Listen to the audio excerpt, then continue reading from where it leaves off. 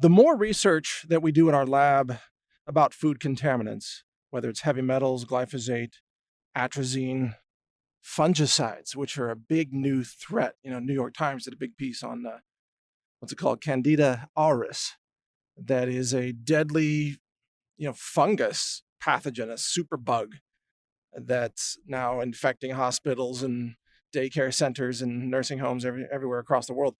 But the more we find out about this, the more I learn, and it underscores the importance of constantly detoxing your body through normal everyday habits. And I don't mean some kind of heroic detox, like, oh, I gotta vomit diarrhea and suffer. A lot of people were into that for a while. It was kind of what I call the no pain, no gain detox approach. But what I've really learned over the years as a food forensic scientist, author of the book Food Forensics, by the way, if you're curious, you want to see that, is that detox should be an everyday thing. That your body is always naturally eliminating toxins. Your liver, it's an enzymatic processing factory. Your liver is breaking down toxic molecules. Your lungs are expelling toxins as you breathe. Your kidneys are removing toxins from your watery blood. Even your sweat is removing toxins. And all these things are a part of a normal everyday process.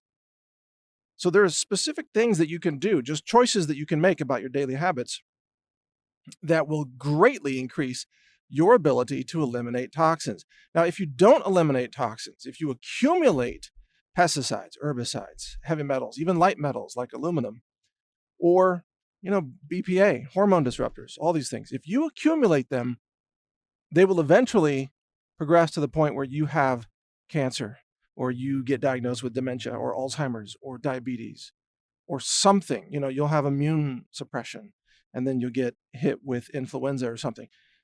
If you don't get rid of these toxins, they will eventually kill you.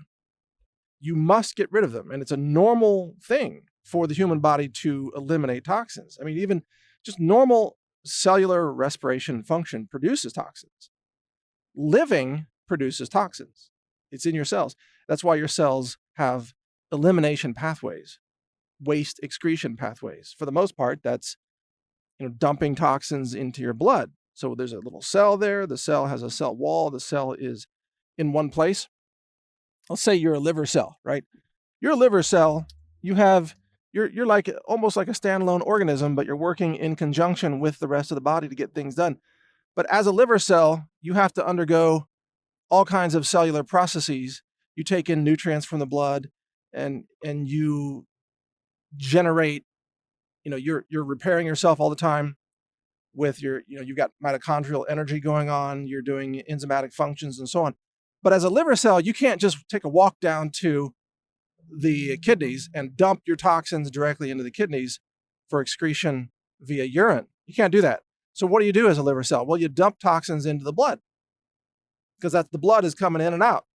The blood is surrounding you. The blood is all around your cell walls. You're bathed in the blood. Every cell is one way or another bathed in your blood. Every living cell, I should say, not your hair and nails, things like that. So all these cells dump toxins into the blood. Well, then the blood has to have a way to get rid of those toxins. That's what kidneys are all about. That's what the liver is for altering them. The kidneys eliminate them, and sweat eliminates from skin and so on. And your lungs eliminate toxins. You breathe them out. You ever wonder why dogs can smell cancer on people? There are even some people, some incredibly gifted people, who can smell cancer in other people. They smell it in their breath. Why is that? Because the lungs are trying to eliminate the toxins that are caused by cancer metabolism. Your body's trying to get rid of the toxins. It's doing it all the time naturally. So if you simply take actions to support these natural elimination vectors, you will be day to day a lot less toxic. And there are toxins in your food. And one of the things that I've discovered is it's not just the synthetic chemicals, not just the pesticides and so on. There's aluminum in every vegetable. Your body has to get rid of aluminum. Aluminum is not something that has any metabolic function. It is a toxin, but it's in everything. it's bound up in most things. You actually poop it out in most cases, but some amount of aluminum goes into your bloodstream and your body has to have a way to get rid of that aluminum. So here are some things that you can do to eliminate toxins naturally, understanding that this is a normal part of being human and being alive. Number one, don't be afraid to sweat. I can't tell you how many people I run into who are like, oh my God, I sweated. like it's the worst thing ever. Like they got caught in a downpour in the rain or something, or a hailstorm hit them on the head. I sweated, and then they put on antiperspirants. Well, what's the function of antiperspirants? Is to make you not sweat, to trap the toxins in your body, where you accumulate the toxins and end up with, breast cancer. That's why deodorants are linked to breast cancer.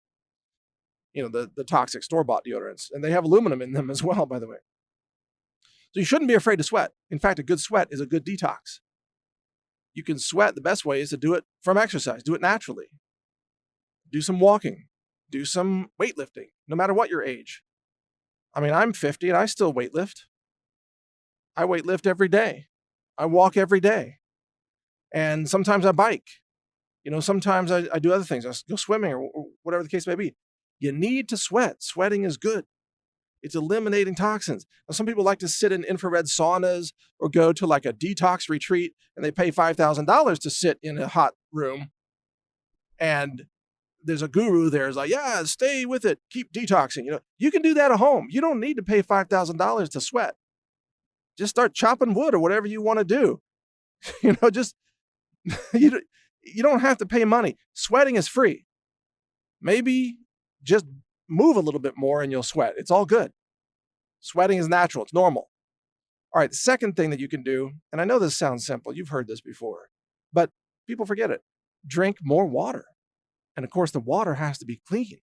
If the water is contaminated, then you're just recontaminating your body.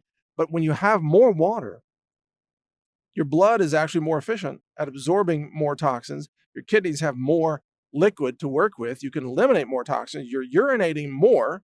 And believe it or not, you're even exhaling more water when you have more hydration in your body. Your lungs exhale water. That's why you can see your breath in the winter. That's water vapor that's condensing in the cold air. That's what you're seeing. You're seeing moisture. You're not seeing steam. You're not boiling water in your esophagus, and breathing out steam. No, you're breathing out moisture and it's condensing in the air. That's what you're seeing in the winter. So drinking more water is absolutely crucial. I mean, obviously you can overdo it. Don't drown yourself in water. But most people don't drink enough.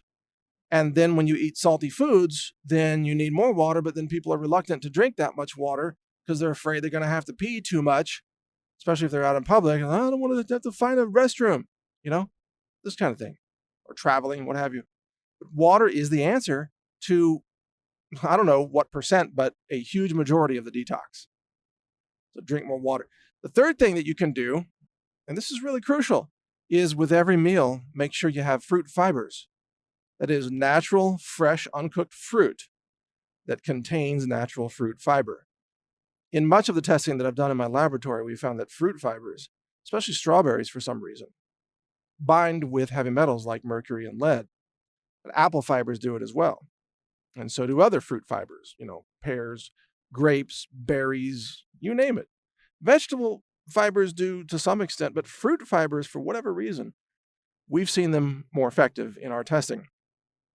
So eat fruit with every meal, and you'll find that the fruit fibers are kind of like an internal broom, and they brush away as you have bowel movements later on.